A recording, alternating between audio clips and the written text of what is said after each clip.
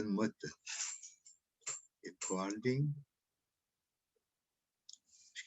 Acho que tem todos os condimentos de intolerância nessa relação, né? Não é só na verdade, são irmãos, fundamento religioso, fundamento étnico. São primos irmãos, que a Palestina era toda aquela região, né? Depois ela foi sendo dividida, até que a ONU criou o Estado de Israel. Foi um ato da ONU que, na verdade, tirou um pedaço da Palestina, né? Esse eu acho que é o ponto nevrálgico da questão, que os caras aterrizaram ali, né? A gente usa esse jargão como verdadeiros paraquedistas, né? Exatamente. Sim, chegaram e tomaram conta. E vocês veem que depois que a ONU indicou o território deles, é o que faltava, né, para formar o Estado, tão logo a ONU fez a declaração de, vamos dizer assim, de emancipação total de Israel, ela também criou, na época, através do nosso famoso diplomata Oswaldo Aranha, né, que era o nosso representante na ONU, e ele foi um que encaminhou todo o projeto de Israel, mas também encaminhou um projeto para a Palestina. Ou seja, criou concomitantemente o Estado palestino, que seria exatamente nessas regiões que estão conflagradas agora, que é a Cisjordânia, as colinas de Golã e a faixa de Gaza. Vocês veem que essas três regiões, na verdade, deveriam ser já o Estado palestino. O que Israel fez? Como eles não conseguiram se organizar. Israel se organizou por quê, né, pessoal? Israel se organizou porque teve um apoio financeiro imenso dos Estados Unidos e conseguiu, evidentemente, com dinheiro, se organizar como Estado, governo, etc. São competentes, né, professor? Não vamos... Não, sem dúvida. E fora a competência. São muito competentes. O que não ocorre já com o palestino, que tem uma outra cultura bem mais recatada. O mundo árabe, ele parece que ele tem que viver em conflito, né? Ele não consegue ter consegue se acertar, né? Então, o que está vendo agora? Causa. Vocês veem agora, quando houve a Guerra dos 6 Dias, não sei se alguém se recorda disso. Sim.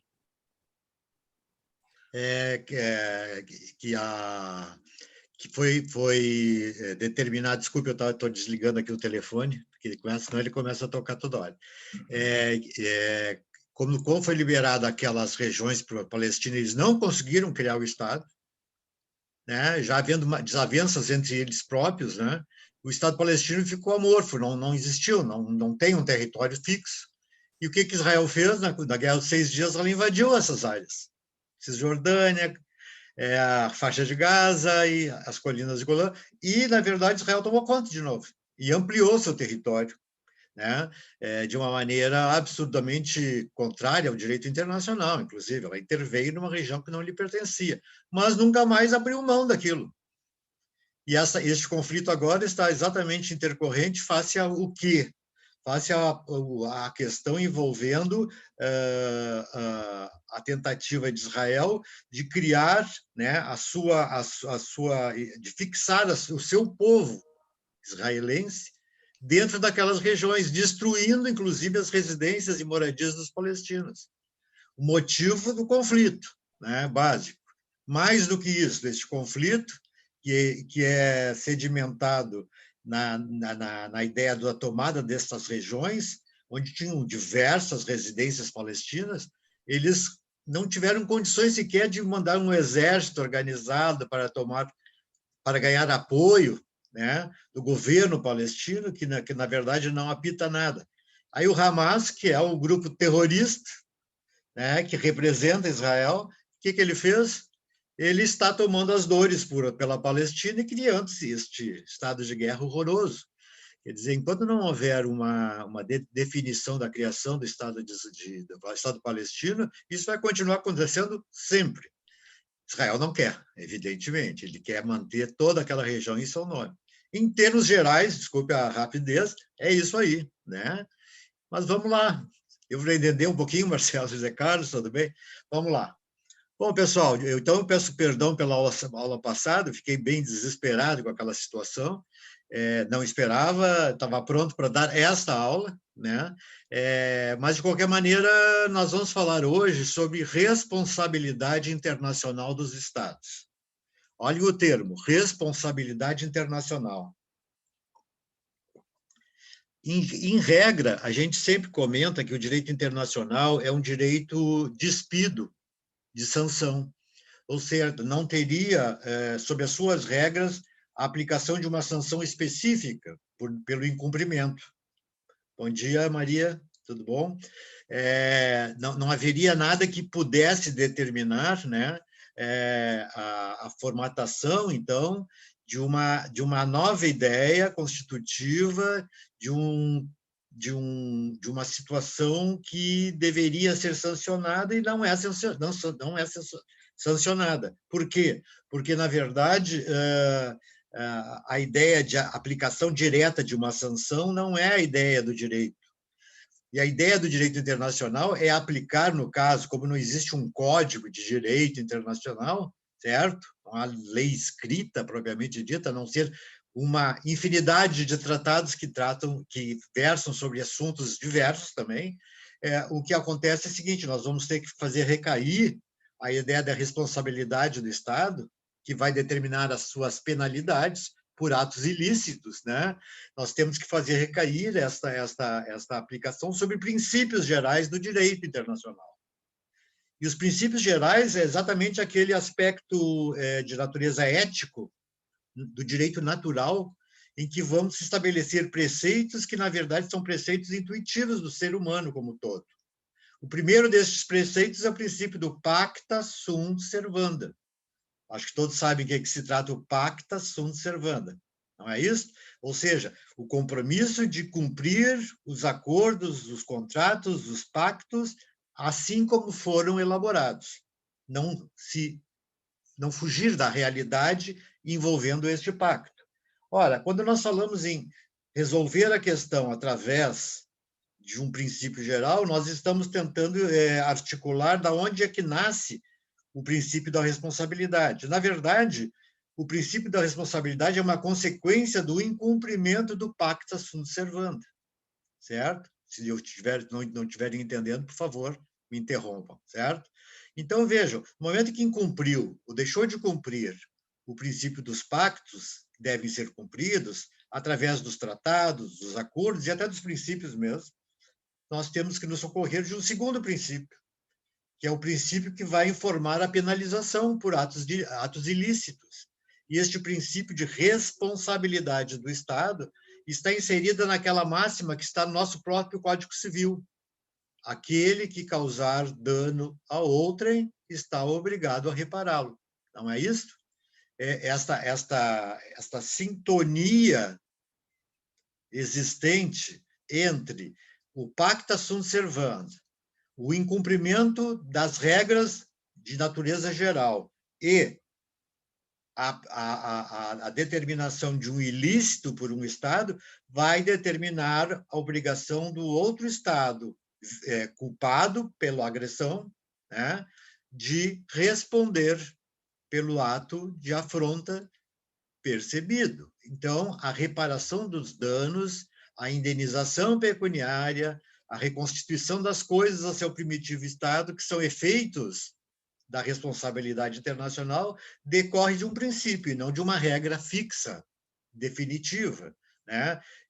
E mesmo porque a gente não consegue elaborar um tratado internacional que tenha este conteúdo de fixar uma penalização específica, então voltamos a nos socorrer dos princípios gerais, certo?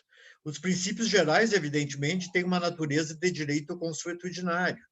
Ele não é um direito escrito, e sim um direito oral, que passa de geração em geração e evolui de uma maneira satisfatória para quem é o seu destinatário, né? Pessoa essa que, na verdade, certo? Ela vai se comportar de modo ao atendimento daquele princípio. Toda a violação do direito internacional vai causar um dano, né? Tem que haver um dano efetivo. E se houve o dano efetivo, a reparação é regular, é adequada e é comumente aceita como um princípio do costume oral que vai se transmitindo de geração em geração até hoje, certo? Muito bem. Então, se nós fôssemos conceituar o que é a responsabilidade internacional do Estado, nós estaríamos dizendo, em poucas palavras, que este princípio é aquele que se estabelece a partir do momento em que um Estado, a quem se impute uma prática delituosa, certo? Ou um ato jurídico ilícito, de acordo com o direito internacional, deverá uma reparação ao Estado prejudicado pelo evento. Eu acho que todo mundo entende o que se trata quando se fala em responsabilidade, que é exatamente a configuração de uma sanção, nada mais, nada menos do que isso, pelo ato ilícito praticado. Então, vejam, não é propriamente a arguição de que o ato jurídico praticado, certo, esteja pré-estabelecida em todos os tratados internacionais. A maioria deles não fala nisso. Até porque o direito internacional tem a suposição que estes princípios gerais, na verdade, estão acima dos tratados e até mesmo do costume, dependendo da situação, certo? Ou seja, um costume geral aceito como sendo direito, porque a comunidade internacional entendeu ele adequado. É um costume bom e correspondente à vontade da grande maioria. Bom, quando nós falamos, então, que o conceito é exatamente esta equaçãozinha de que o Estado pratica um ato delituoso, este ato causa um dano a um terceiro Estado, este Estado pode determinar a pretensão de uma reparação, certo? De um ressarcimento ou de uma fixação de responsabilidade sobre aquele que praticou o ato delituoso. Acho que aqui fica bem claro, né, pessoal? Eu acho que, se vocês tiverem dúvida, podem me questionar, ok? Vamos um pouquinho mais. Estou tentando seguir aqui só um índice, né, para a gente não se perder. Bom, princípio geral de direito, então, vocês sabem, lá vocês estudaram as fontes do direito internacional, lá com o Gustavo, provavelmente, né? Se recordam ainda das fontes, né? E quando se fala das fontes, nós vemos que essas fontes são divididas, desculpem, são estabelecidas pelo artigo 38 da Corte Internacional de Justiça. Nós não temos um outro documento internacional que fale de fontes, porque as fontes, na verdade, elas se sedimentam neste estatuto da Corte Internacional de Justiça, porque os juízes tinham que ter os elementos necessários para aplicar as suas sentenças. Então, eles nominaram os tratados e o costume como a primeira e mais importante fonte do direito internacional, o que nós chamaríamos de fontes formais ou materiais, certo? Fontes formais ou materiais. Eu estou mandando para vocês também ali uma espécie de resumo disso tudo dentro dos slides que vou anexar em seguida, certo? Vocês podem ir acompanhando ali. Então, vejam, os princípios gerais de direito são uma fonte aparentemente secundária, mas que não é secundária, ela é prioritária, porque todo costume, todo tratado internacional se fundamenta nos princípios gerais. Os princípios gerais são a própria fundamentação, certo, dos tratados internacionais e do costume internacional. Então, vejam, estes princípios gerais é que acarretam a obrigação de reparar o dano, né? Os princípios gerais de direito internacional são diversos, são inúmeros, e este talvez seja, dentro da questão da responsabilidade do Estado, um dos mais importantes. Vamos pegar o caso concreto aí que o Marcelo falou para nós, que é o caso dos palestinos e os israelenses. Nós temos um conflito envolvendo, vejam aqui o problema, né? Um Estado, certo, que agrediu o seu vizinho, com quem convive, né? Eles convivem naquela região, certo? Visando ocupar até mesmo as residências dos palestinos, e muitas vezes destruindo essas residências. Este é um ato agressivo contra o direito internacional, um ato de intervenção proibido pelo direito internacional, certo? Que o dever é não intervir, né? E, concomitantemente, nós temos que entender que este princípio há que ser aceito desde que a Palestina se considerasse um Estado. Só que a Palestina não é um Estado. Ainda não é um Estado como conceituado pelo sistema do direito internacional. Por quê? O que falta aos palestinos? O que falta aos palestinos? Um dos elementos básicos da Constituição do Estado, que é o território. O território. Então, ele não é um Estado. Então, os israelenses, aproveitando, eles são muito inteligentes, aproveitando esta situação, tomaram esta atitude, como já tomaram outras, como a Guerra dos 6 Dias, né? Aonde eles sabem que não estão lutando contra o Estado, e aí aduzem que estão lutando contra uma facção terrorista que representa os palestinos. Então, vejam, aqui já temos um impedimento à aplicação da responsabilidade internacional. Os palestinos, na verdade, não têm representação nem na ONU, porque eles têm, no máximo, um escritório dentro da ONU, certo? De observação dentro da organização, porque enquanto ele não se tornar Estado, ele não pode ser membro, certo? Então, vocês vejam essa situação que redunda, na verdade, não num conflito entre 2 Estados ou mais, mas um conflito entre um Estado e vamos dizer assim, pseudo-Estado, não ainda organizado nem estruturado dentro daqueles 3 basilares princípios, ou pressupostos: território, povo e governo, né? Nós temos ali um povo e temos um governo perdido no mapa, lutando pela adoção de uma área de terras e que, na verdade, não se constitui no Estado. Então, vejam, esta ideia de aplicar penalidades que poderiam os palestinos tomar e até obter, eventualmente, o apoio da comunidade internacional, não pode ser feita porque não é um Estado lutando contra o outro. E aí um dos erros do direito internacional, certo? Um erro porque estruturar o Estado, né, como o mais importante sujeito do direito internacional é um erro. O mais importante sujeito do direito internacional ainda é o homem. Esse é um ponto que eu ia contraditar o senhor aí, porque a questão geopolítica não prevalece sobre a questão dos direitos humanos, né? Exatamente. Então, vocês vejam, toda a evolução dos direitos humanos, dentro da própria ONU, ela iniciou-se exatamente na busca de uma fuga para este caso, por exemplo. Qual é a fuga? O respeito estrito aos direitos humanos. Então, a ONU poderia intervir e tomar uma providência? Me parece que, evidentemente, sim. Até porque é um Estado composto por seres humanos que estão sofrendo os reveses de um ataque, de uma afronta, de uma intervenção, inclusive suas próprias residências, né? Que vai determinar, evidentemente, um ato de responsabilidade. Essa Obviamente, questão ali, né? Porque é um conflito urbano e quem mais perde é a população, né? Não só a tem alvos população, militares exatamente. definidos, né? Não é Com um certeza, conflito com entre... certeza. Vejam só, a população perde e ela que tem que se tornar aqui, na verdade, o maior sujeito para a aplicação do direito internacional, porque afronta a proteção internacional dos direitos humanos, não é isso? É exatamente a circunstância que decorre da inexistência de um Estado, mas que causa problemas sob um outro aspecto, o ser humano. Por isso que a teoria de vanguarda do direito internacional, a mais moderna teoria, está configurando o homem como o mais importante sujeito do direito internacional.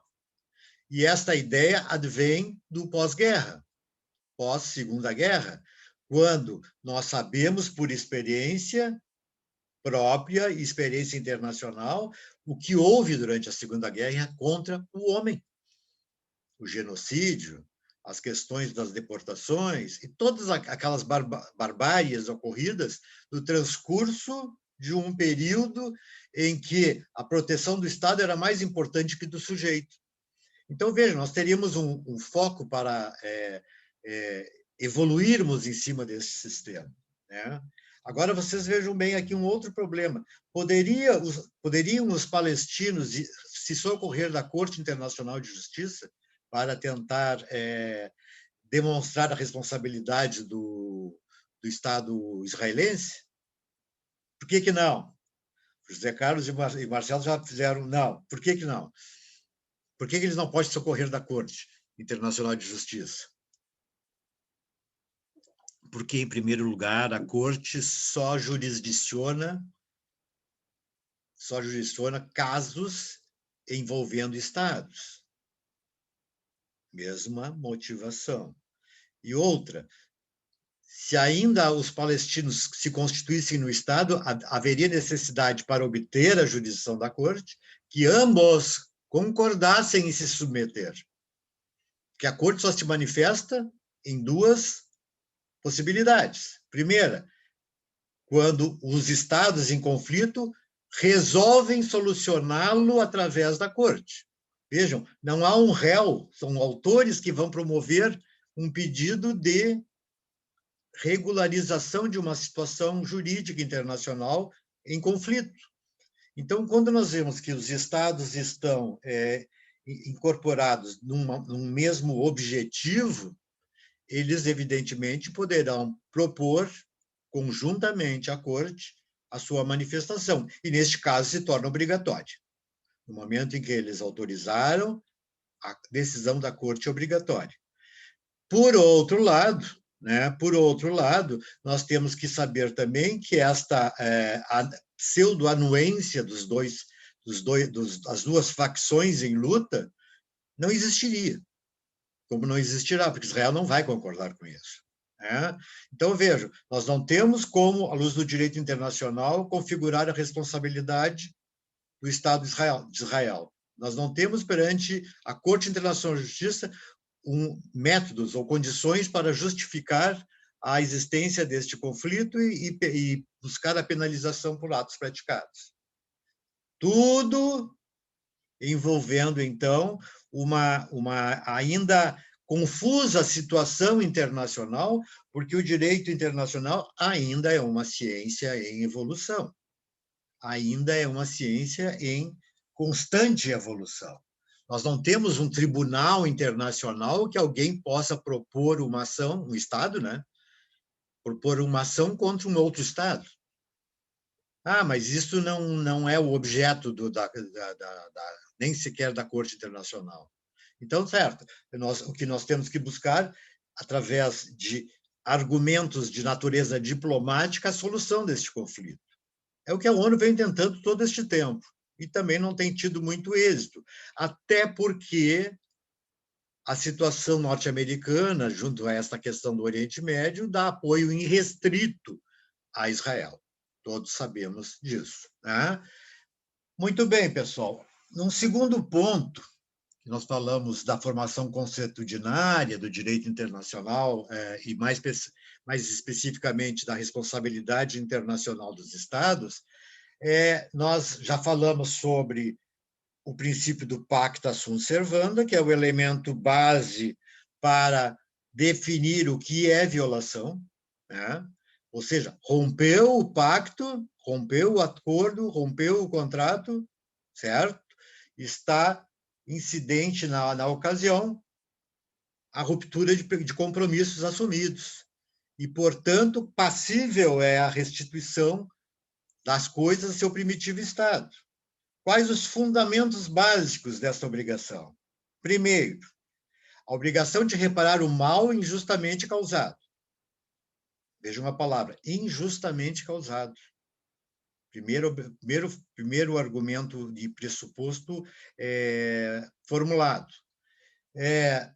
Quais destes tópicos, reparar o mal injustamente causado, se subdivide esta mesma expressão? Primeiro, um dano, se não houver dano, não há responsabilidade. Um ato omissivo ou comissivo, uma ação ou uma omissão, certo? E que seja imputável, vejam bem, a um Estado. A um Estado. Então, aqui nós temos que sintetizar a ideia de que não haveria incorporação desta ideia no caso concreto que nós estamos nos referindo. Agora, este próprio pressuposto diz ato imputável a um Estado, aí vem ou outra pessoa de direito internacional.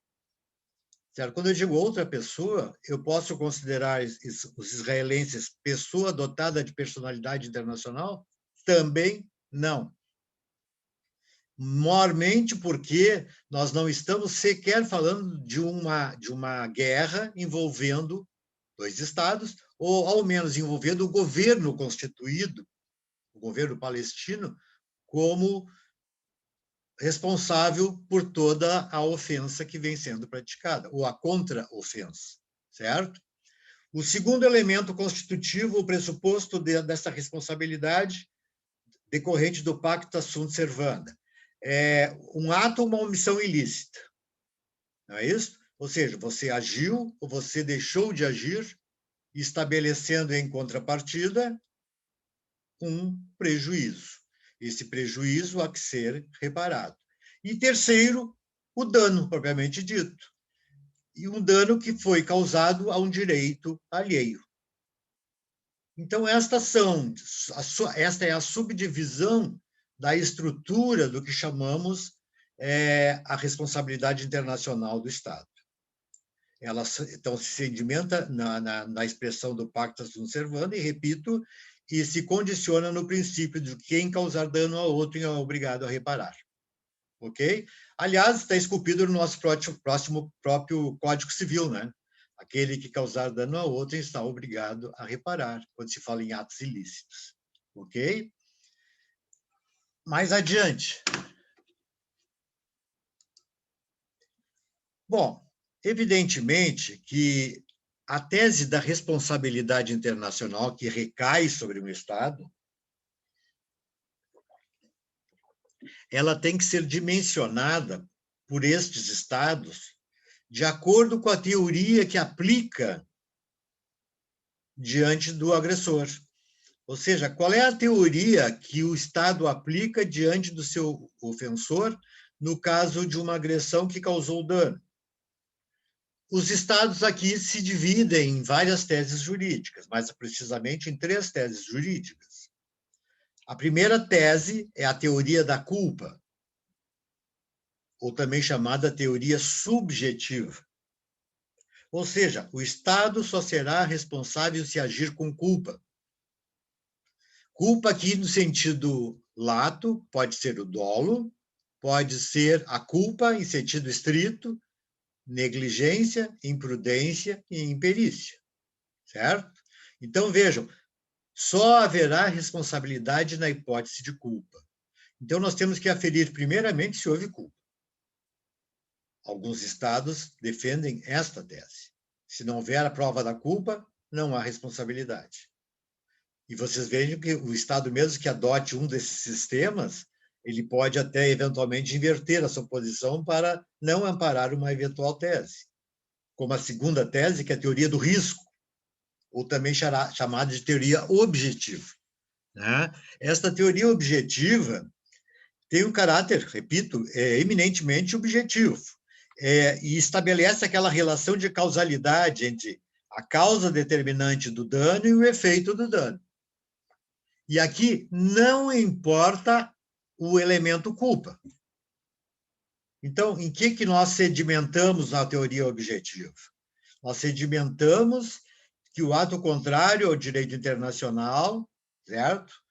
É aquele que se estabelece, né, pelo simples fato do Estado ser Estado e porque ele, dentro das suas atribuições, tem esta responsabilidade, tem este vínculo de responsabilidade. Ou seja, não se analisa a culpa. Aqui é nexo causal, né, professor? É o nexo causal, nexo de causalidade, causa e efeito. Vocês vejam, então, que a teoria do objetivo, aliás, mais empregada internacionalmente, quando se fala em imputar uma responsabilidade ao Estado, certo? A Prefeitura de Porto Alegre, eventualmente, sofreu na estrutura de uma rodovia um acidente de natureza pluvial, seja o que for, que causou vários prejuízos a terceiros. A responsabilidade aqui não se aquilata. Foi determinado por um temporal que escavou o leito da rua, etc. E tal. seria a utilização do caso fortuito e força maior. Na verdade, o Estado não pode usar esses argumentos, porque objetivamente está responsável por ser Estado e por ser sua atribuição de consertar aquela avenida, né? Assim sendo, um grupo de criminosos que furtam um veículo e saem pelas ruas em disparada corrida em virtude da perseguição policial, né? E cuja situação decorrente vai determinar, por exemplo, a entrada deste carro dentro da residência de uma pessoa. Essa pessoa quer indenização pelos danos causados. Eu pergunto, ele evidentemente não vai interpor uma ação contra os criminosos, né? Que sabe as circunstâncias, inclusive a incapacidade desses ali, mesmo porque eles estão furtando muitas vezes até para alegação de sobrevivência. Então, vejam, de quem é a responsabilidade? Do Estado, no caso, né? A prefeitura que deixou ao léu a ideia de proteger a sociedade contra o crime. Então, vejam, esta fundamentação da teoria objetiva é que, invariavelmente, socorre os estados que foram objeto de um dano na busca de uma indenização. Então, teoria da culpa, teoria do risco. E nós temos uma terceira teoria que nós vamos chamar de eclética. Tudo em direito é objetivo, subjetivo e eclético, né? Eclético é misto, né? A teoria mista vai dizer assim, vai tentar conciliar a teoria da culpa e do risco, vai dizer mais, acentua a ideia do risco e admite a culpa, mas apenas nos casos de omissão, não de ação, certo?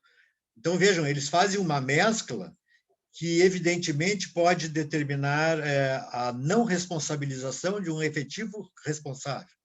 Porque, como eu só vou aquilatar a culpa no caso de omissão, eu vou sempre recair na teoria do risco. Ou seja, a teoria objetiva acaba granjeando maior aplicabilidade, maiormente na área da responsabilidade internacional. Qualquer ato de um representante de Estado que envolva dano a terceiros, ele será um ato passível de indenização. Desculpe a palavra indenização, passível de reparação. A reparação depois se divide, né? Então, vejam, o Estado, então, se não atuou com diligência para evitar o fato, por exemplo, omissivo, deixou, por exemplo, de elaborar leis para aplicar o Tratado X.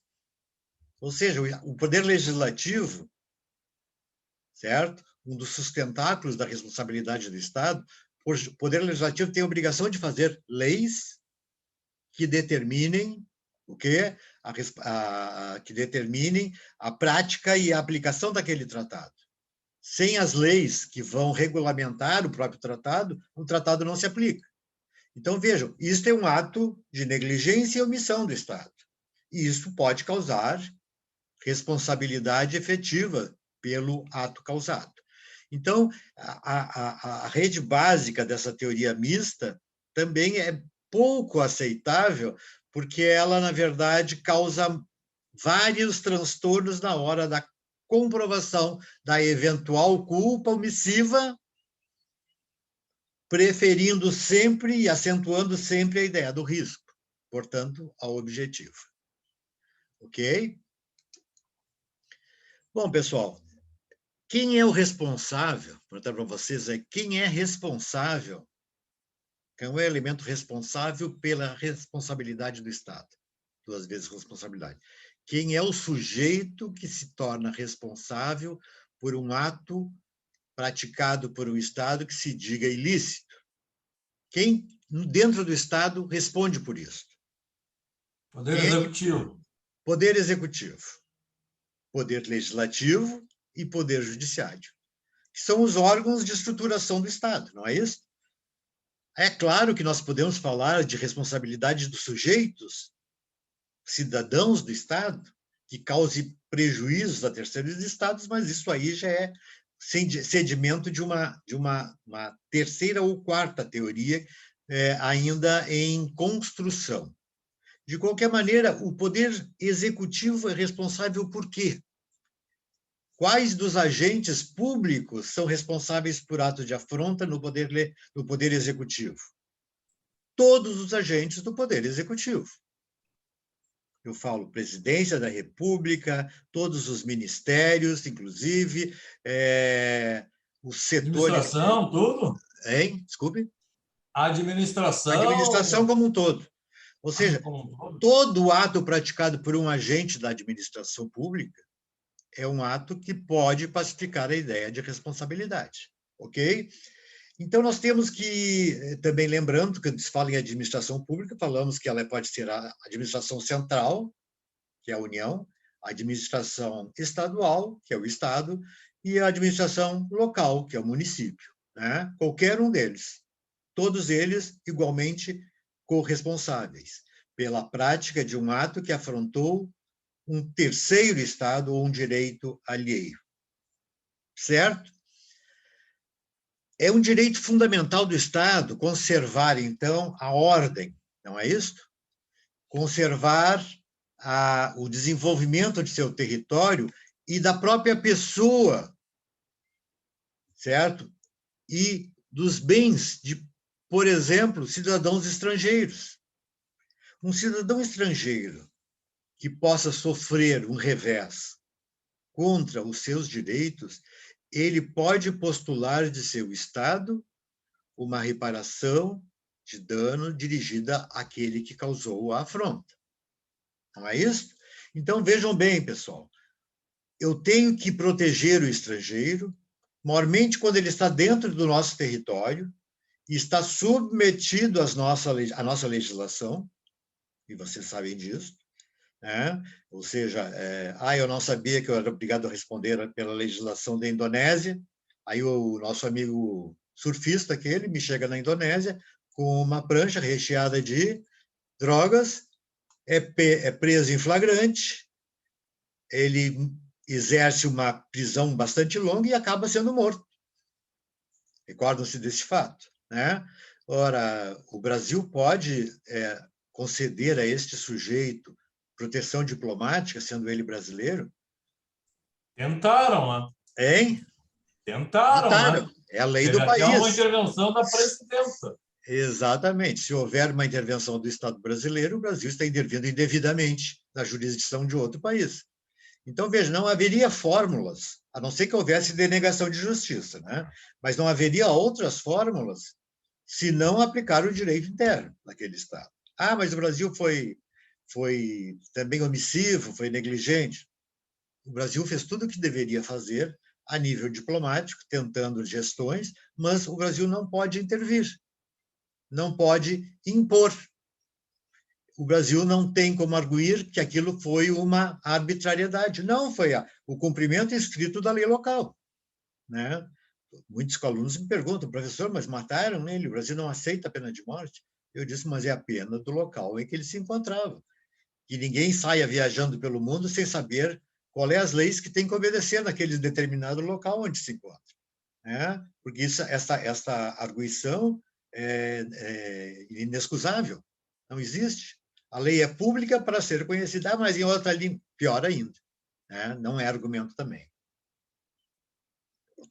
Então, havendo, por exemplo, negligência na prevenção e na repressão, certo, de delitos cometidos contra um estrangeiro, nós vamos determinar a aplicação de responsabilidade do Estado. Vocês podem agora imaginar uma série de situações em que um agente público venha causar um prejuízo. Isso me fez lembrar ontem a manifestação do nosso ex-ministro das Relações Exteriores, né? Que, na verdade, junto à CPI, ele, na verdade, articula da inexistência de qualquer imputação contra a China, que, na verdade, ele fez, né? Ele fez porque ele adotou a posição do presidente da República e tornou pública esta posição. Então, evidentemente, que isso é um ato de afronta ao Estado chinês. E a China, evidentemente, pessoal, tem a possibilidade de responsabilizar o Brasil por este ato, né? Porque um ato partido do Poder Executivo, de um servidor do Executivo, que é o o ministro, eu digo primeiro-ministro, o ministro das Relações Exteriores, que, na verdade, ele está comprovando a ideia da responsabilidade. Num segundo passo, nós poderíamos falar também das aplicações aplicação da responsabilidade em relação ao poder legislativo. Quem é que sabe? Em que situação o legislativo poderá ser responsabilizado por atos de afronta a um terceiro Estado? O senhor já citou, né? Eles têm que fazer as leis complementares para cumprimento dos tratados. Leis, excelente. A obrigação do legislativo é criar regras jurídicas que sejam viáveis à aplicação, por exemplo, de um tratado assumido entre dois Estados, Brasil mais um. Certo? Se eles não fazem a legislação, a inaplicabilidade daquele tratado pode ser latente, pode ser indiscutível, não é isso? E, como tanto, nós vamos ter a firme ideia de que a falta de cumprimento desta obrigação, certo, está estabelecendo, então, a omissão do Estado. E a prática da responsabilidade é ação ou omissão. Por outro lado, quando o poder legislativo não derroga leis que prejudiquem, certo, a aplicação de uma regra do direito internacional, um compromisso internacional firmado pelo Brasil. Eu não sei se eu cheguei a trazer a vocês a questão envolvendo o Tribunal Penal Internacional e a sua ratificação pelo Brasil. Você sabe que o Tribunal Penal Internacional... Provavelmente o Gustavo falou com você sobre isso, né? É um assunto que é bastante polêmico e é um assunto que ele gosta. A polêmica envolvendo o Tribunal Penal Internacional e a ratificação na íntegra daquele tratado, que é o Estatuto de Roma, certo? A aplicação na íntegra daquele tratado, porque não houve nenhuma reserva pelo Brasil, e outra, não poderia haver reservas para ratificar. O próprio tratado dispõe, este tratado não admite reservas, certo? Ele pode dispor isso por determinação dos próprios plenipotenciários que se reuniram naquela Convenção de Roma, certo? Ou seja, ou você aceita no totum ou não aceita. O Brasil ratificou. E aí nós causamos alguns problemas de natureza de responsabilidade que podem, embora não existentes ainda, podem vir à tona. Primeiro, o Tribunal Penal Internacional, no seu estatuto, permite a extradição de brasileiros natos, que é proibido pela própria Constituição. Segundo, o Tribunal Penal Internacional estabelece a aplicação da pena de prisão perpétua. A nossa Constituição Federal diz que a pena máxima é 30 anos, etc., etc. e tal. E por que ratifica se a Constituição não permite? Boa pergunta, boa pergunta. Por que ratifica um tratado dentro destas bases se não é viável a aplicabilidade ou pode vir causar problemas? Em primeiro lugar, o Brasil gosta muito de se inserir e assinar todos os tratados que lhe põe à mesa. Eles querem mostrar uma inserção na ordem internacional e muitas vezes ocorrem faltas gravíssimas, como neste caso, 2 inconstitucionalidades natas enviadas. Se um brasileiro for preso e levado ao Tribunal Penal Internacional por extradição, nós já temos um argumento como advogados deste sujeito, à medida em que eu vou arguir, não, mas constitucionalmente ele não poderia ser preso, não poderia ser extraditado. Né? Quem era o presidente ao tempo dessa ratificação de Roma? Foi em 2000 e... Eu acho que era o... Lula? Não, foi antes. Então, Fernando Henrique, talvez. Fernando Henrique Cardoso. Na verdade, o ato pacifica-se não como um ato do executivo, mas como um ato do legislativo. Porque o legislativo é quem tem a obrigação de formular. É claro que o executivo pode mandar um projeto de lei nesse sentido. Não, mas acho que a questão é o suporte jurídico ao mandatário brasileiro. Exato. Ou o representante que vai lá para ratificar e dizer, não podemos ratificar porque colide com o nosso texto constitucional. Exatamente.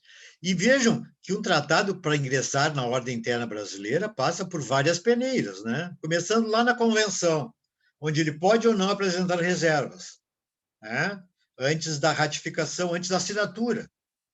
Depois, ela chega no Estado brasileiro, o presidente passa para o ministro da Casa Civil, o ministro da Casa Civil passa para o Congresso Nacional, que passa pelas duas casas, né? Senado e Câmara. Digo mais, né, professor Ricardo? Nós estamos tratando de cláusulas pétreas. E outra, estamos tratando de cláusulas pétreas da Constituição. E isto não pode ser alterado, todos sabem, né? Então, pessoal, vejam que o legislativo, ainda que a rogo do poder executivo, ele pode causar... a pergunta do José Carlos, só para ajudar, ele pergunta se pode denunciar o tratado. O Brasil pode denunciar o tratado? Não, deveria denunciar o tratado. Deveria denunciar o tratado porque ele é inaplicável. Se eu sou obrigado a assinar todo o contexto do tratado, eu não posso assiná-lo, porque tem inconstitucionalidades latentes ali dentro. Agora, a denúncia é um ato legítimo. Eu vou justificar perante a ordem internacional que a minha legislação se choca com o princípio do próprio tratado, né? Este choque havido entre a nossa legislação, e maiormente a legislação constitucional, e o tratado é inviável, né? Então, vejam, o que nós estamos verificando? Nós estamos verificando... Professor, só para ordenar, até, desculpe interromper, mas entendo a pergunta... Não. Fala, eu gosto que sobre o procedimento a ser manejado. Denunciar depois de ter ratificado? Mas não pode. Depois de ter ratificado, não pode denunciar? Pode, havendo motivos justos. É lógico que, no caso, fica numa situação muito delicada. Eu não posso dizer que, ao momento que eu ratifiquei, eu não sabia, eu não tinha conhecimento da minha Constituição. Tinha mais do que possível. Ele tem que passar por 2 turnos de votação, até porque é matéria de direitos humanos. 2 turnos de votação com 3/5 dos votos, nas 2 casas. Antes disso, ainda passa pela Comissão de Constituição e Justiça e a Comissão de Relações Exteriores, nas 2 casas.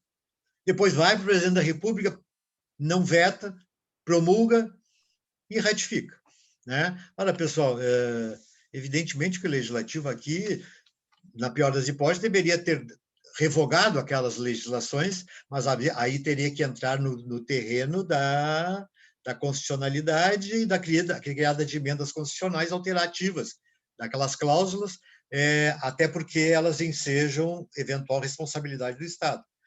Nós entramos num conflito de bico aqui, né? Na verdade, nós estamos dentro da ordem internacional, sem nenhum interesse dos nossos legisladores em tratar deste assunto específico. Mesmo porque este assunto é um assunto que não dá voto, né, pessoal? Quem é que vai falar? Eu prefiro falar de bolsa auxílio financeiro para a população pobre, etc. e tal. Eu vou falar sobre a ratificação de um tratado, qual é a importância disso? É muita importância. E eu digo mais, veja um exemplo de uma outra convenção que o Brasil ratificou e que causou sérios efeitos no Brasil nos anos 80. O Brasil ratificou a Convenção 157 ou 158 da OIT. Tá? Depois eu vejo certinho o número.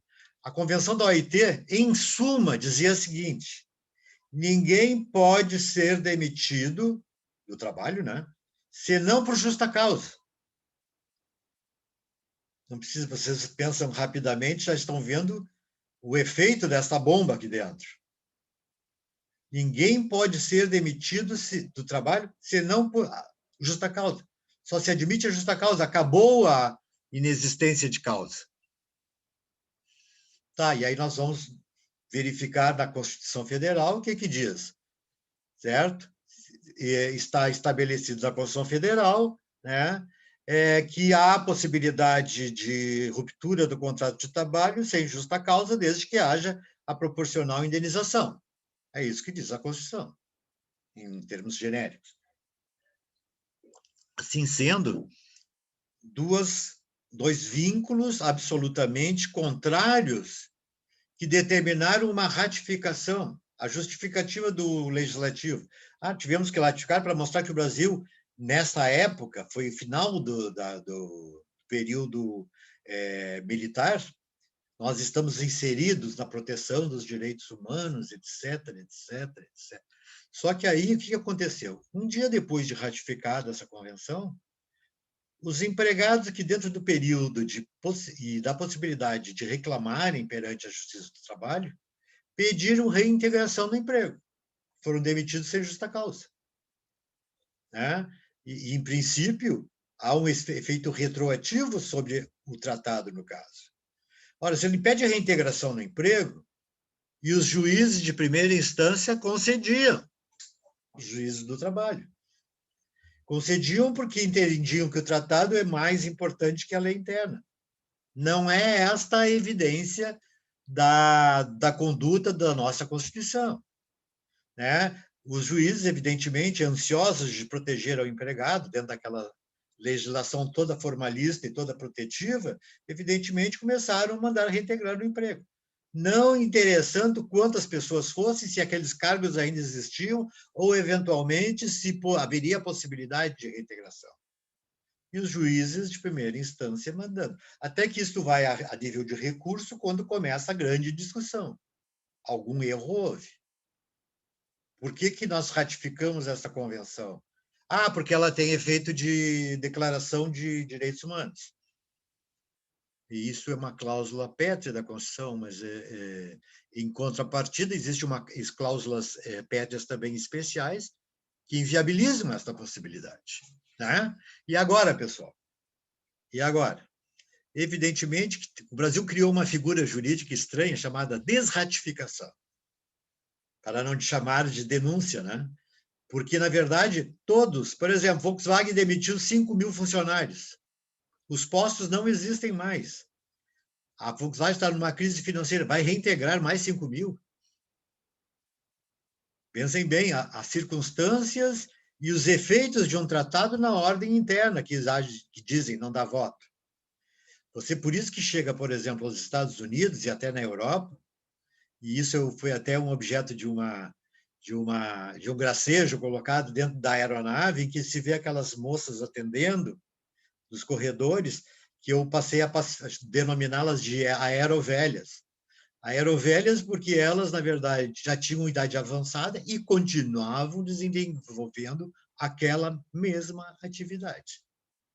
Não eram aquelas moças bonitinhas que estão sempre correndo os corredores, mas senhoras.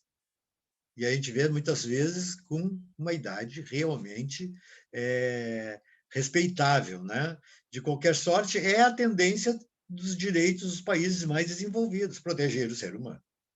Mas isso também, evidentemente, num país subdesenvolvido, causa inúmeros transtornos, como, por exemplo, ninguém mais nunca lá abandonar o trabalho. Ninguém, só vendo justa causa, quem é que vai sair do trabalho? Ninguém pode me demitir. E vejam, como é que fica a situação do fundo de garantia por tempo de serviço? Qual é o objetivo do fundo de garantia? Proteger o empregado no caso de demissão imotivada. Como é que fica a lei do trabalho temporário? Não existe mais, porque eu não posso demitir. Pessoal, vejam na tônica da experiência prática que a questão se torna muito complexa. Então, veja, isto é ato de responsabilidade. Eu falaria ainda sobre as aplicações no Poder Executivo, desculpem, no Poder Judiciário. Eu pergunto a vocês,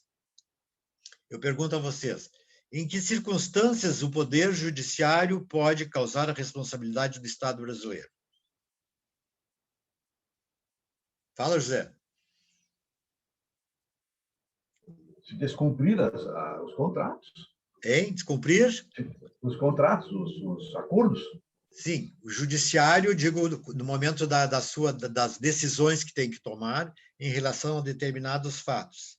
Em princípio, a responsabilidade do judiciário é quando ocorrer a chamada denegação de justiça. Ou seja, o judiciário nega a aplicação do direito, nega a aplicação da justiça. Vejam que essa situação, certo, está demonstrando a insuficiência de organização do próprio sistema do poder da função jurisdicional. Ou seja, não há não há fórmulas de que o Estado denegue justiça diante de uma estrutura legislativa tão complexa, estabelecida tanto pelo Código de Processo Civil, como também pelo Código Civil e todos os códigos de processo, que é uma estrutura rígida, que é alterado anos e anos, sobrepostos, e que, na verdade, vai causar denegação de justiça, que pode ocorrer em que casos? Primeiro, negar ao estrangeiro o acesso aos tribunais. Vejam, aplicação de um princípio do direito da responsabilidade do Estado diante da afronta de um direito fundamental do estrangeiro. Não é isso? Ou seja, o judiciário brasileiro nega a aplicação ou acesso aos tribunais por esse estrangeiro. Em segundo lugar, quando houver defeitos na administração da justiça, defeitos esses injustificáveis, defeitos esses que podem, por exemplo, estabelecer a falta de diligência na prevenção e repressão do crime cometido contra um estrangeiro. E, finalmente, as decisões chamadas injustas, aquelas decisões que são espectro da xenofobia, não é? E vocês não sabem, mas quantos e quantos casos nós vemos nos nossos tribunais, certo? Veja, a interpretação maliciosa da lei para aplicação de modo errôneo.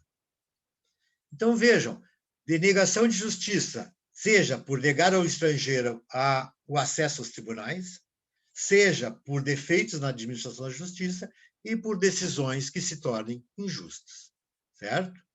Alguma pergunta? Por favor. Bom, pessoal, deixa eu ver que horas são.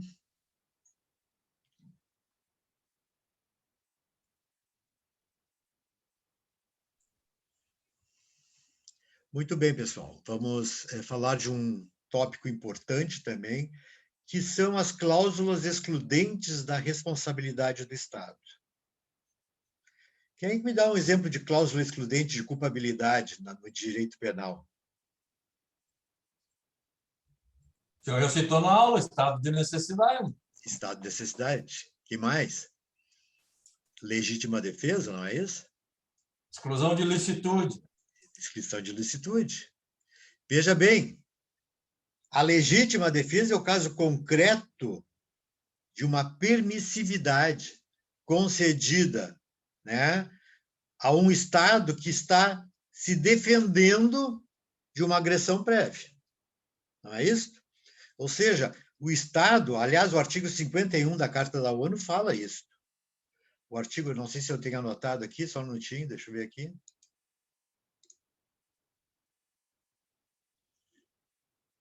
Artigo 51 da Carta da ONU fala isso, quando ele diz que nenhum Estado será admissível a qualquer Estado deixar de aplicar as sanções previstas para a responsabilidade daquele Estado agressor, enquanto a ONU não tomar uma determinada providência. Ou seja, está legitimando a legítima defesa, está viabilizando a legítima defesa. Então, se eu me defendi com o atributo de redução da ilicitude, ou, desculpe, da exclusão da ilicitude, através da legítima defesa, eu estou isento de responsabilidade. E, na mesma circunstância, o Estado também fica isento de responsabilidade. Não esqueçam, entretanto, que a legítima defesa envolve uma resposta proporcional, né, e imediata, e dentro dos mesmos meios e dos mesmos processos, em princípio. Então, não foi o que Israel fez. Não foi o que Israel fez. Na verdade, você vai sempre confrontar, né, Marcelo? Você vai sempre confrontar o direito com a justiça. Desculpe, o direito com a política. Né? Porque o direito faz, a política destrói. Né? O direito faz, a política altera. Então, vejam, de nada importa a aplicação de uma eventual responsabilidade do Estado se o Estado não quer. adotar o princípio. O Brasil teria pacificado a ideia de ser responsabilidade por vários estados que acordaram com ele aqueles acordos, que ele não cumpre. Na verdade, a justificativa do Brasil é plausível, porque o erro é constitucional, certo? Por quê? Porque se eu estou estabelecendo, se eu estou argumentando, né, que o Estado é responsável, ele tem que buscar a retratação, a reparação do dano, né? Agora, se ele desiste de buscar este caminho, tá? Ele pode utilizar um preceito, que é o princípio típico da responsabilidade, ou até antecipado, que é a chamada censura internacional. A censura internacional é que foca o Estado responsável pelo delito, pelo conflito, e contra ele aplica sanções de natureza até moral. Ou seja, vou deixar, não só moral como material também, por exemplo, vou deixar de comercializar com aquele Estado, não vou mais, não, vou romper relações diplomáticas com aquele Estado. Aqueles meios coercitivos que nós vimos na aula anterior, né? Então, vejam, a legítima defesa é argumento estrito de exclusão da responsabilidade do Estado. Professor, não lhe ouviu. Quem falou? Não me ouviu? A legítima defesa... Deu uma cortada aí na sua presença. A legítima defesa é o argumento do Estado vítima em resposta à agressão prévia sofrida, não é isso? E assim sendo, o Estado está agindo com legitimidade. Né, professor? Proporcionalidade da reação. Desde que haja proporcionalidade, adequação de meios e resposta compatível com a agressão sofrida. Não revida prisão de suspeitos de terrorismo. Veja bem, não é o caso de um delito internacional, como, por exemplo, a invasão de um território. Isso é mais grave. Estou falando de infrações comuns do direito internacional, certo? Infrações regulares. O território cai bem no legítima defesa. A legítima defesa. O segundo exemplo, que é equivalente à legítima defesa, as represálias. O que são as represálias? Uma resposta... Boicotes econômicos, não é? Hein? Temos vários exemplos. O embargo econômico o boicote. De forma prática, é embargo econômico. Eu até ia fazer um comentário, né, professor, quando o senhor falou no plano da moralidade, né, a demonstração formal, ela tem pouco efeito prático, né, porque nós vivemos aí um período de que a questão moral ela é totalmente secundarizada. Na verdade, assim, do momento que tu diz uma censura internacional, é aquele ato que vários estados atuam em relação a um mesmo responsável, inviabilizando, certo, a possibilidade, por exemplo, de sua manutenção de relações diplomáticas com os demais. Ou seja, os estados tendem a evitar o acirramento da situação, então a legítima defesa justificaria. Agora, e as represálias? Então, estão sendo consideradas atos ilícitos praticados por um Estado contra o outro, que é o primeiro propósito, o primeiro princípio, ato ilícito, ação ou omissão praticada contra um outro Estado, a precedência de uma notificação que não foi atendido pelo Estado infrator. Esse é o fator objetivo. Tem que haver uma notificação prévia. E C, a proporcionalidade entre atos de represália e a ofensa. Certo? Nós falamos que as represálias podem ser feitas até de modo contrário à agressão sofrida, porque elas se modulam de várias... O boicote, a ruptura de relações diplomáticas, o embargo, o arresto, etc., etc., etc. e tal. Então, pessoal, vejam que tanto a legítima defesa como a represália exoneram o Estado de responsabilidade. É óbvio que, quando se aplica represálias, nós temos que ter muita cautela e não aplicar uma represália que possa ensejar o incitamento de uma guerra. Vejam, quando o Iraque foi objeto de um bloqueio pacífico na Guerra do Golfo, quando o Iraque foi bloqueado por terra, mar e ar pelas forças aliada, inclusive patrocinado pela ONU, ele foi no sentido de evitar tomar novas providências da mesma modalidade e retratar-se daquelas tomadas. Veja, quando o Estado, então, toma essa providência, quando o Estado assume esta providência, ele, na verdade, está na iminência de uma guerra, não é isso? Imagine você cercar todo o Brasil por terra, mar e ar. Né? Esta evidência de que o Estado... Estão me ouvindo? Alô? Estão me ouvindo? Estão me ouvindo? Não, que paralisou. Agora voltou, o senhor estava fora do ar aí. Eu vi que vocês que paralisou a imagem por isso. Então, vejam, no momento em que eu estava falando que o bloqueio pacífico foi imposto ao Iraque, o Iraque não entendeu isso como bloqueio, que é uma represália. Ele entendeu como uma incitação à guerra e começou a responder. Porque no bloqueio não pode haver troca de hostilidades diretas, ele só bloqueia as comunicações daquele Estado, certo? Mas, inevitavelmente, ela vai levar à guerra, porque ele é um meio muito complexo e bastante difícil de se conceituar dentro do sistema jurídico. Vamos adiante. Prescrição. A prescrição pode ser liberatória da responsabilidade do Estado, decurso de tempo em que deva ser operado um determinado ato sob pena de prescrição. A jurisprudência internacional tem sido muito cautelosa em relação à aplicação da prescrição nesse sentido. Por quê? Porque nós não temos nenhuma regra sobre a fixação de prazos. Não temos uma lei que diga que os prazos são esse, aquele ou aquele outro, como está estabelecido no Código Civil, por exemplo. Nós sabemos estruturalmente que as penas, que a aplicação envolvendo a prescrição está pré-condicionada. 2 anos, 5 anos, 10 anos, 20 anos. No direito internacional, nós não temos isso. Repito, é uma disciplina em formação. Nós não temos um tribunal internacional que possa ser aquele que responderá por litígios graves envolvendo estados.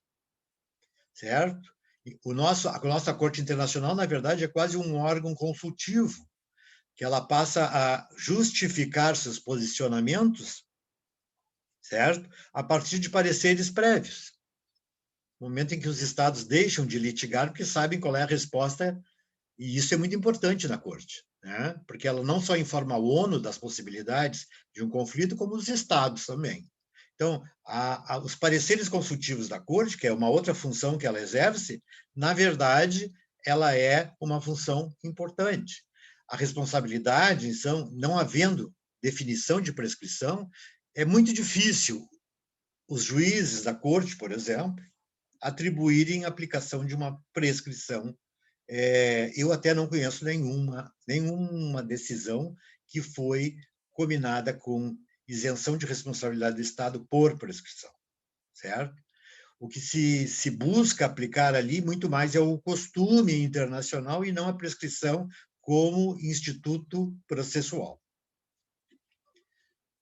Outro exemplo de exclusão de responsabilidade, a chamada culpa do indivíduo lesado.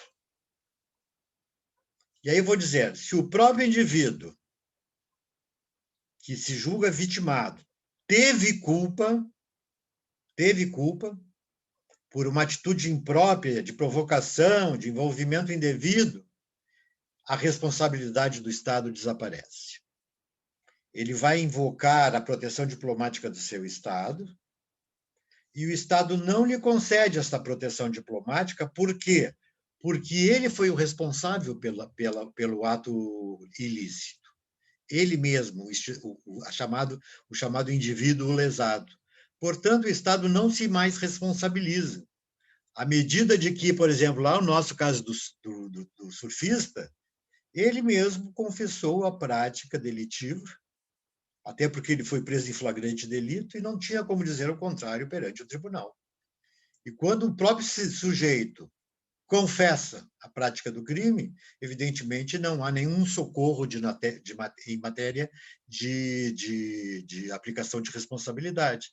De qualquer sorte, o que nós temos é que a responsabilidade do Estado desaparece, porque, no caso concreto, a culpa foi do indivíduo lesado. E a proteção diplomática do Brasil, portanto, não se faz acima de qualquer outra condição. Como próximo exemplo, a renúncia. A renúncia. Se o estrangeiro recusa a proteção diplomática do seu Estado, às vezes assumindo a nacionalidade de um outro Estado para obter uma nova proteção diplomática, certo?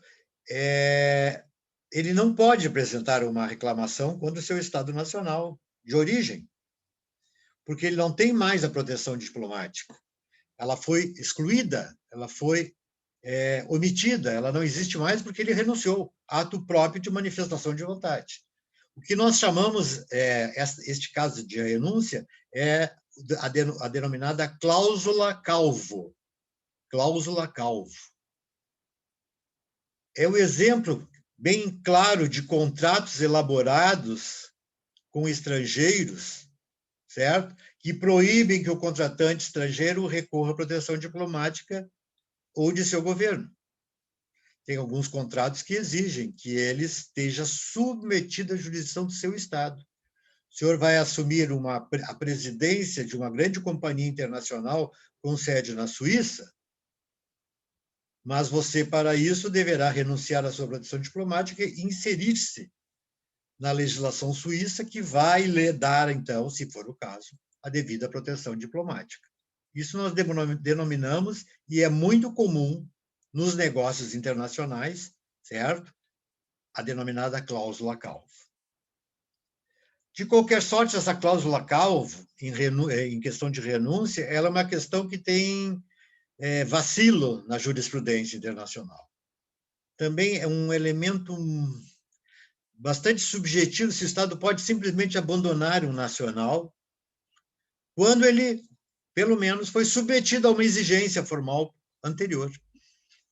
Mas, na verdade, a renúncia, como efeito, vai fazer com que o Estado não mais aplique aquela modalização de responsabilidade. Pessoal, quais as consequências jurídicas da responsabilidade do Estado? Consequências jurídicas. Nós vamos, na verdade, buscar uma penalização. Quais são elas? Em primeiro lugar, o reestabelecimento das coisas a seu primitivo estado, antes da ofensa. Vocês viram que os iraquianos, quando invadiram Kuwait, eles atearam fogo em todos os poços petrolíferos do Kuwait, que incendiou durante muitos anos, e eles foram condenados a restituir as coisas a seu primitivo estado. Eles tiveram que se acercar com um excepcional mecanismo de natureza tecnológica para poder apagar aqueles incêndios, certo? Deixar a situação que se encontrava antes da ofensa. E este caso, então, é o chamado restitutio in integro, que envolve não só o dano emergente, mas também envolve o lucro cessante. O que é lucro cessante? Já estudaram, né? Aquilo que se deixou de ganhar em virtude do fato, né? O segundo exemplo, então, o primeiro, o restabelecimento das coisas em primitivo estado. O segundo, as satisfações para reparar danos morais. Ou seja, um Estado é obrigado a satisfazer o Estado retratando de uma arguição de natureza moral inverídica. Por exemplo, imputar ao presidente da República a prática do alcoolismo, a partir de um ato oficial de um outro Estado. Desde que não haja exceção da verdade, a possibilidade de exceção da verdade, este ato é de afronta não só ao presidente, mas a toda a população brasileira que, na verdade, votou nele. E, portanto, estas satisfações morais são cabíveis e devem ser, inclusive, estabelecidas de modo público, por jornais, por revistas, por televisão e por rádio. Então, vejam, a satisfação por dano moral é um atributo concorrente com o dano causado. Sempre haverá um dano moral, por exemplo, numa invasão. Ou seja, falta de respeito pelo território alheio. Ainda, além das satisfações para reparar danos, o mais comum dos meios de reparação, o pagamento de indenizações pecuniárias, dinheiro, que é, na verdade, a forma normal do Estado reparar os seus danos, a fórmula mais comum de reparação de danos. Vocês vejam também, no mesmo caso do Iraque, o Iraque foi obrigado a reparar danos lá, determinados no Kuwait, em relação aos sujeitos que vieram a morrer naquela guerra, sujeitos kuwaitianos, né, que vieram morrer indenizando as próprias famílias que causaram o conflito, sob a supervisão de um órgão diretivo da ONU, e é um órgão consultível e expresso de coerção, que é o Conselho de Segurança da ONU, certo? Aliás, nós vamos falar na próxima aula também, já antecipando um pouquinho, sobre organizações internacionais, certo? Bom, quanto à indenização pecuniária, então, é um método formal, certo? E também essa indenização deve abranger o dano emergente e o lucro cessante, ok? Isto é restitutio in íntegro, restituição na íntegra. Já encaminhando para o último tópico, a questão de como se estabelece uma reclamação internacional. Como é que um Estado reclama? As exigências para obter uma reclamação contra o Estado ofendido deve possuir os seguintes requisitos. Primeiro, qual é a nacionalidade da reclamação? De onde ela provém? Qual é o Estado que está reclamado? Porque mesmo que seja uma prática que causou dano por virtude de um ato da Câmara de Vereadores de Porto Alegre, causando dano internacional, certo? Este dano há que ser reparado com a nacionalidade da reclamação, que é brasileira. Segundo elemento básico para a formação da petição que vai reclamar, o esgotamento dos recursos internos para resolver a situação. Ou seja, nós tentamos resolver todos os meios, certo? E não chegamos a uma solução. Os recursos terminaram, as decisões transitaram em julgado e a gravidade do conflito permanece intacta quanto à reparabilidade. E, finalmente, que o reclamante teve uma conduta correta, provar que ele não foi culpado pelo evento. Então, vejam, a reclamação internacional por danos causados a um particular mostra que é necessário que seja um nacional do Estado reclamante, ou que se encontre sob a sua proteção diplomática. Bom, com esta palavra, eu estabeleci, então, um panorama sumário, pessoal. Quer dizer, dar aula sobre responsabilidade internacional num dia só é complicado, pessoal. Esse assunto é objeto de vários trabalhos acadêmicos, de conclusão de curso, de doutorado, de mestrado, e, evidentemente, que ele não se extingue nestas poucas palavras, mas é um método que eu estou levando vocês para terem uma ideia central a respeito dos fatos. Eu vou reiterar a vocês que o grande problema do direito internacional público hoje, e eu sou professor desde 88 na PUC, né? Vocês vejam que é uma vida inteira lá dentro. Se eu digo que eu estou desde 88, eu estou desde a data da Constituição aqui na PUC, e, na verdade, eu vi toda a evolução desse direito internacional, que ela ocorreu nos anos 90, e houve uma alteração substancial de fatos, e que mudou completamente a estrutura daquele antigo direito internacional para o novo. Agora, as grandes vantagens do curso de Direito em relação a esta disciplina é que era uma disciplina de 2 semestres, com 4 créditos cada semestre. Vocês vejam que nós tínhamos muito mais espaço para a manifestação acerca de alguns assuntos. Inclusive, nós elaborávamos, naquela época, o famoso júri simulado da Corte Internacional de Justiça, que era uma disputa entre classes. Hoje se torna inviável, pessoal. Hoje é impossível, porque nós entrávamos no primeiro ano e os alunos do primeiro ao 5º ano da faculdade eram invariavelmente os mesmos, sendo que saía aquela última turma, entrava uma outra. Então, no transcurso da faculdade, a gente ia, digamos, comunicando dados e elementos para que todos tivessem interesse efetivo dentro daquelas noções. A internet está falando que está instável. Eu não sei se estão me ouvindo, acho que estão, né? Estão me ouvindo? Bom, pessoal, perguntas. Márcia, alguma pergunta? Apareceu a Márcia. Só veio dar tchau? Tá bom. Marcelo, eu te agradeço a participação, também do José Carlos, os alunos que participaram, pois não? Quem falou? Obrigado, professor. Aí um bom dia, uma boa resto de semana. Bom dia para todos. A semana que vem, eu estava te ouvindo, professor, eu só não estava... Eu sei disso. Mas que não é, que a gente olha assim, a gente consegue pescar quando a pessoa quer falar, né?